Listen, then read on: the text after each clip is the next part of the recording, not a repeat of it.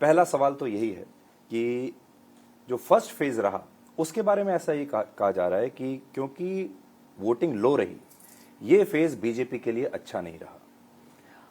आप क्या कहना चाहेंगे इस पर? देखिए, सच्चाई ये है कि ये बीजेपी के लिए ये फेज 2019 से ज़्यादा अच्छा रहा है, और जो चुनाव के नतीजे आएंगे तो 4 जून को पता चलेगा। हमारे वोटर्स, हमारे सपोर्टर्स सुबह से ही वोटिंग के लिए निकल गए और उन सब लोगों ने वोट डाला। ये ज़रूर बात है कि हमारे विपक्ष के लोगों ने जिस तरीके से वोट डालना चाहिए था और जिस तरीके से चुनाव को लड़ना चाहिए था, शायद वो नहीं लड़ पाए। इस कारण से वोटिंग परसेंटेज पर तो असर पड़ा, लेकिन भारतीय जनता पार्टी का वोट फर्स्ट मॉर्निंग आवर्स में ही सारे का सारा अच्छे तरीके से भुगता है, और हमारे यहाँ इस सब चीज़ों की अच्छी व्यवस्था भी होती है। और जो मैं देखता हूँ उसमें से आपके चैनल पर भी मैंने देखा, और प्राय सभी चैनलों में आपने विपक्ष के बूथ को देखा होगा। पोलिंग एजेंट दोपहर तक उठ गए, वो वहाँ थे नहीं, आपने ही बहुत से आपके चैनल ने उन सब चीज़ों को दिखाया। तो उनके तरफ से जिस तरीके का रिस्पांस आया वो ज़रूर इस प्रकार का रहा। लेकिन जहाँ तक भारतीय जनता पार्टी का सवाल है, हमारे लिए फेज़ बहुत अच्छा रहा है, वेरी इनकरेजिंग रहा है। और मैं यहाँ ये भी बताना चाहूँगा कि जहाँ तमिलनाडु है, वेस्ट बंगाल है, वहाँ वोटिंग परसेंटेज अच्छी रही। क्यों? क्योंकि वहाँ बदलाव की भी इच्छा है, और भारतीय जनता पार्टी एक बड़ी पार्टी के रूप में उभर रही है, और वहाँ पर एक तरीके से वोट के लिए उनकी तरफ से भी प्रयास हुआ और हमारी तरफ से तो था ही था। तो और वहाँ भी हम अच्छी वोट शेयर भी लेंगे और सीट शेयर भी लेंगे। तो इसलिए मुझे लगता है कि अगर हम पिछले चुनाव से देखें तो ये फर्स्ट फेज अच्छा गया है। It is a very good start and slowly election is going to become. लेकिन पिछले कई दिनों से अब की बार 400 पार का नारा आपकी रैलीज में सुनाई नहीं दे रहा है। नहीं है। आपने उस नारे को अभी थोड़े दिन के लिए होल्ड पे रख लिया है, या अभी भी आप उस पर बरकरार हैं कि अब की बार 400 पार होगा? न होल्ड पर है, न रोका है, बरकरार है और पूर्ण तीव्र गति से है। कल के अगर आप मेरी ही रैली को उठा लें तो ये नारे मैंने ही लगवाए हैं। फिर एक बार मोदी सरकार, अब की बार 400 पार, और लोगों ने नारे लगाए हैं। इसलिए पार्टी के स्ट्रैटेजी के दृष्टि से, या पार्टी के कार्य करने की दृष्टि से, या पार्टी के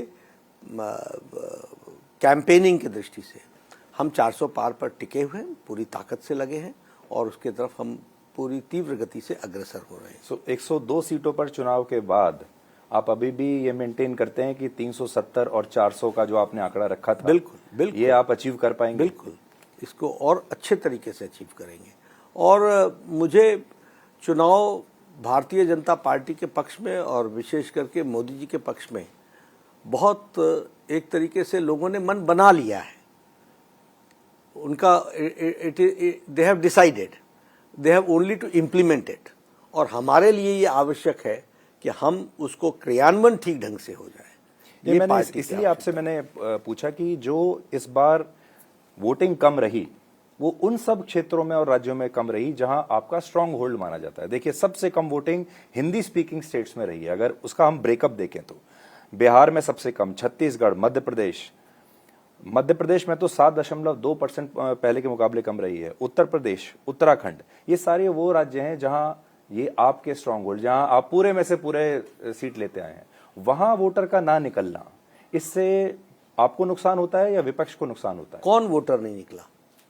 उनका वोटर नहीं निकला, हमारा वोटर पूरा निकला है, पूरे का पूरा। और यही तो मैं आपको तस्वीर बता रहा हूं।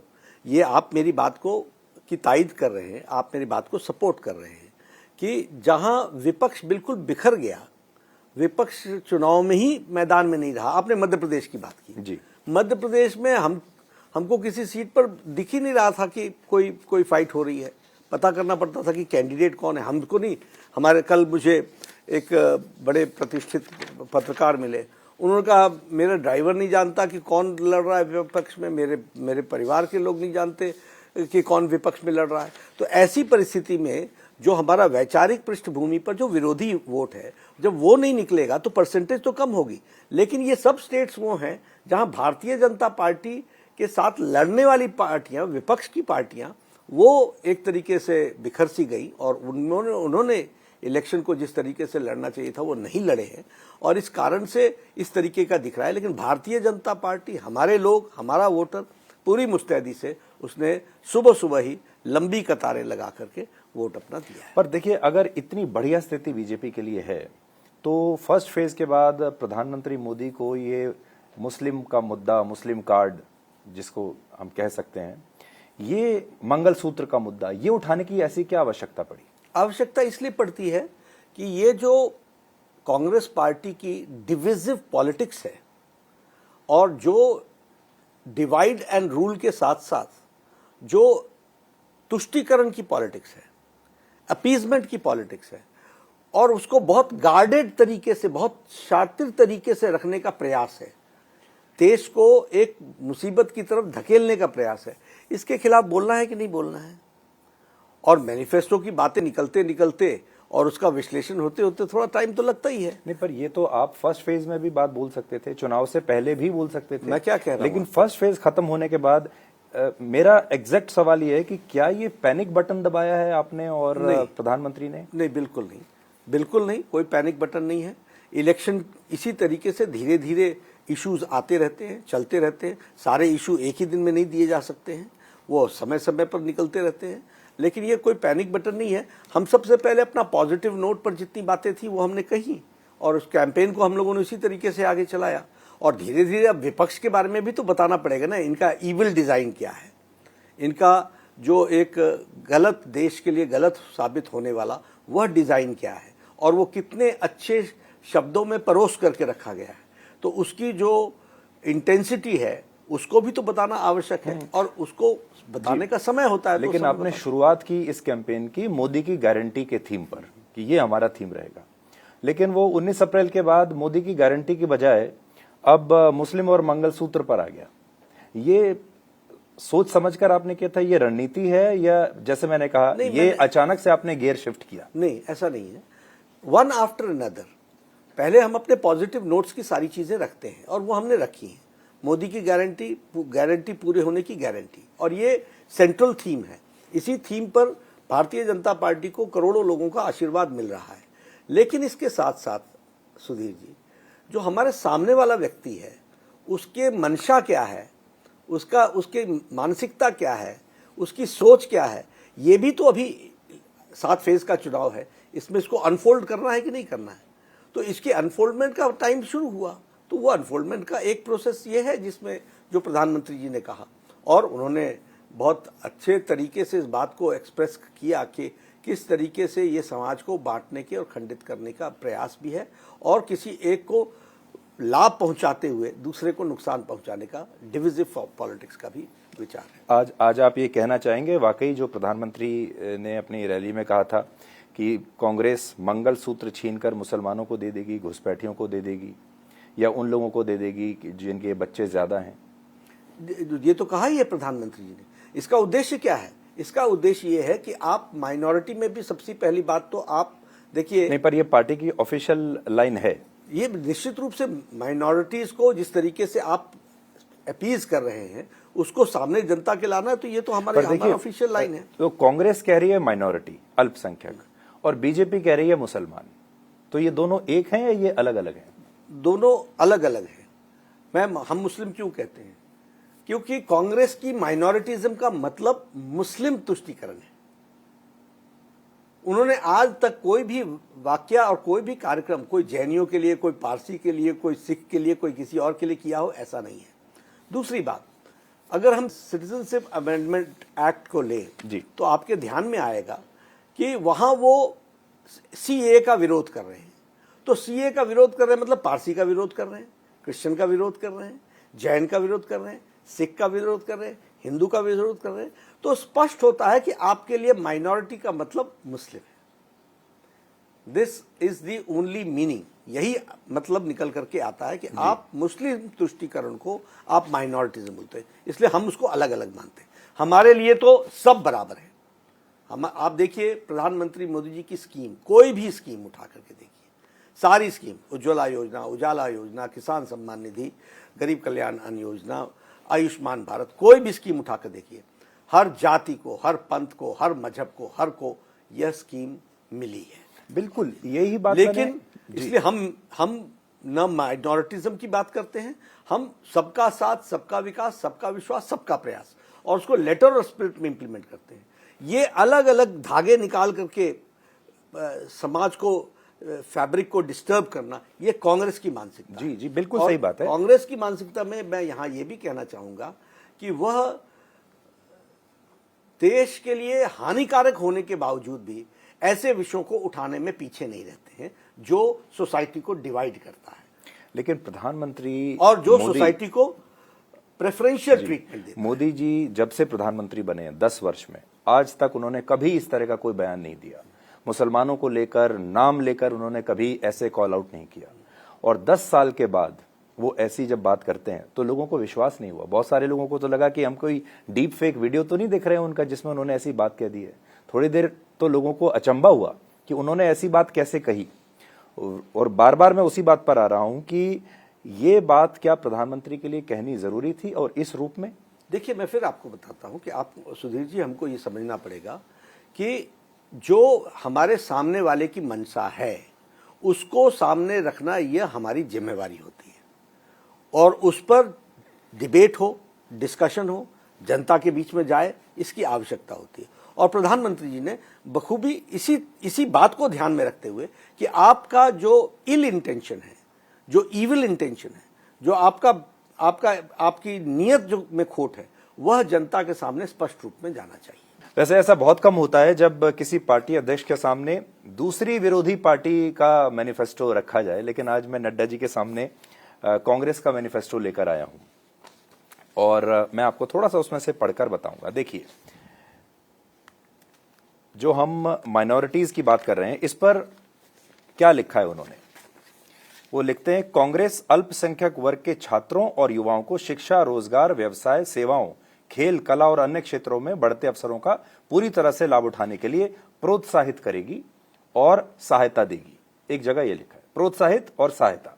फिर आगे एक जगह और लिखा है कि कांग्रेस यह सुनिश्चित करेगी कि अल्पसंख्यकों को शिक्षा, स्वास्थ्य देखभाल, सरकारी नौकरी, लोक निर्माण अनुबंध और कौशल विकास में बिना किसी भेदभाव के उचित अवसर मिले। तो हमने भी ये पूरा देखा, इसमें मुसलमान शब्द का कहीं प्रयोग नहीं है, सिर्फ अल्पसंख्यक लिखा है। तो आप कैसे इस नतीजे पर पहुंचे कि इसमें ये जो अल्पसंख्यक है यही मुसलमान है? देखिए, मैं फिर आपको बताता हूं कि मैंने कहा ना कि आज दिन तक उन्होंने कभी अदर माइनॉरिटीज की चर्चा की? कभी उन्होंने अदर माइनॉरिटीज के लिए कोई प्रोग्राम चलाया क्या?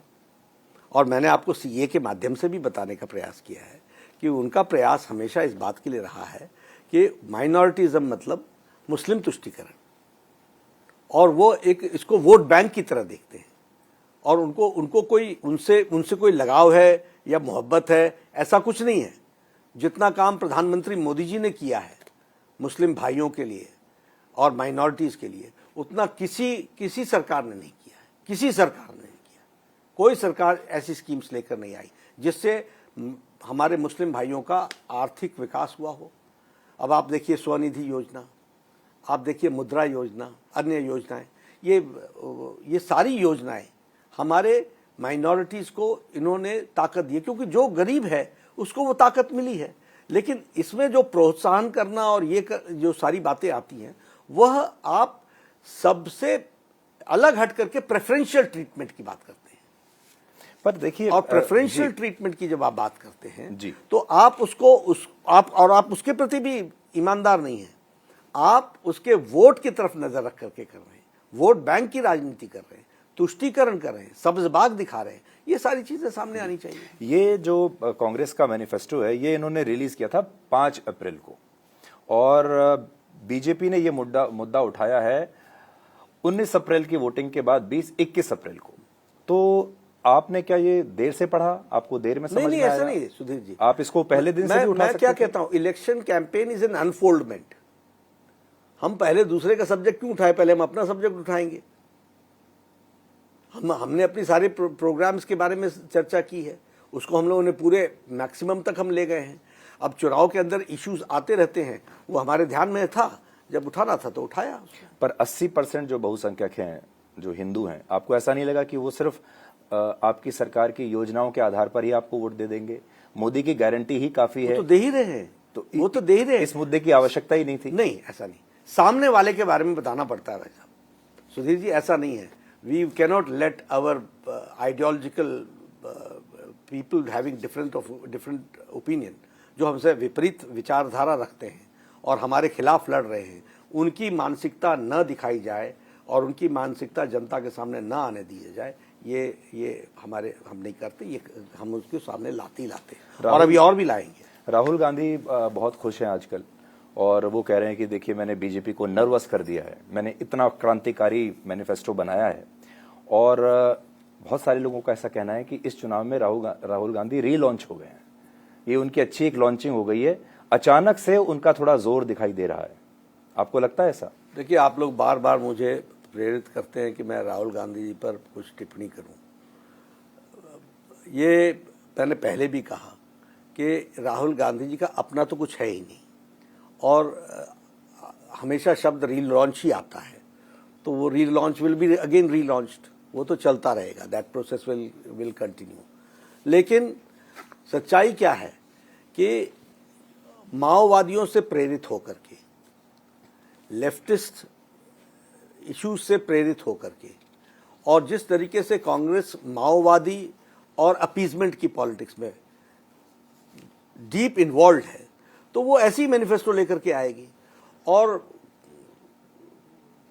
गम बुलाने के लिए गालिब ख्याल अच्छा है। आपको लगता है कि आपने नर्वस पॉइंट पर प्रिक किया है या टैप किया है, आप खुश रहिए, अच्छी बात है। आपको खुशी मिलती है तो आप कीजिए। लेकिन सच्चाई ये है कि भारतीय जनता पार्टी बहुत ही वैचारिक पार्टी, बहुत दूर तक सोच करके एक वैचार को आगे लेकर के चलने वाली पार्टी है।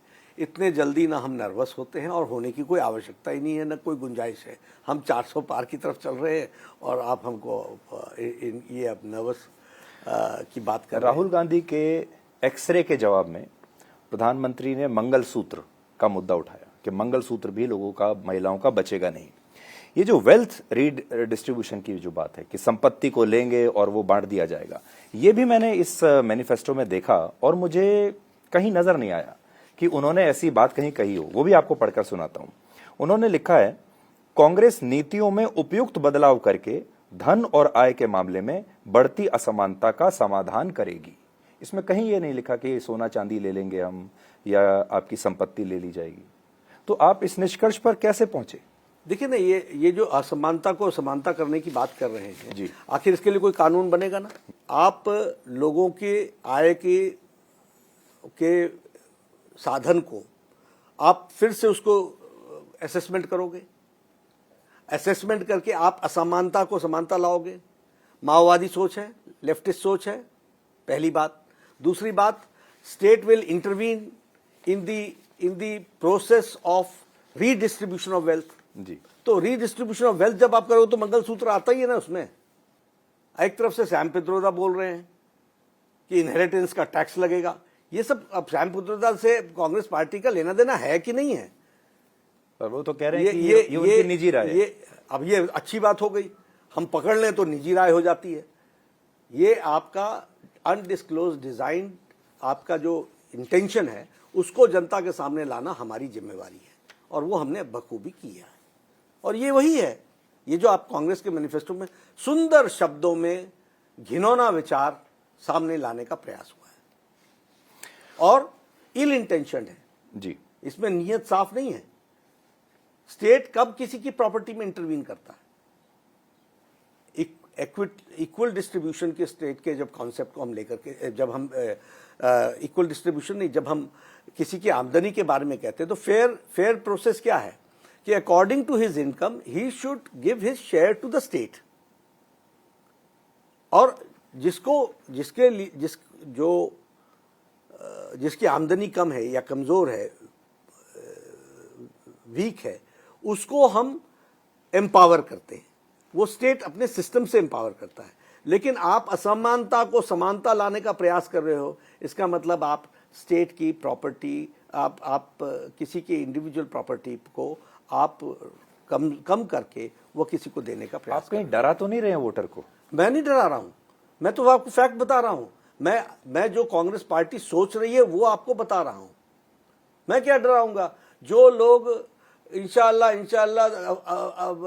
भारत होंगे टुकड़े टुकड़े, उनको आप एमपी का कैंडिडेट लड़ाते हो, और उसके बाद मेरे को डराने के लिए कुछ रह गया क्या? ये जनता जानती नहीं है क्या? और मेरे को सिर्फ इनको याद ही दिलाना है ना, अफजल हम शर्मिंदा हैं, तेरे कातिल जिंदा हैं, ये एंटी नेशनल फोर्सेस के साथ खड़े लोग हैं कि नहीं है? तो हम डरा नहीं रहे हैं, लेकिन हम आगाह कर रहे हैं। बताना हमारी जिम्मेवारी है। दूर तक इनकी इंटेंशन जो है उसको ठीक से समझ करके जनता तक पहुंचाना, ये हमारी जिम्मेवारी है।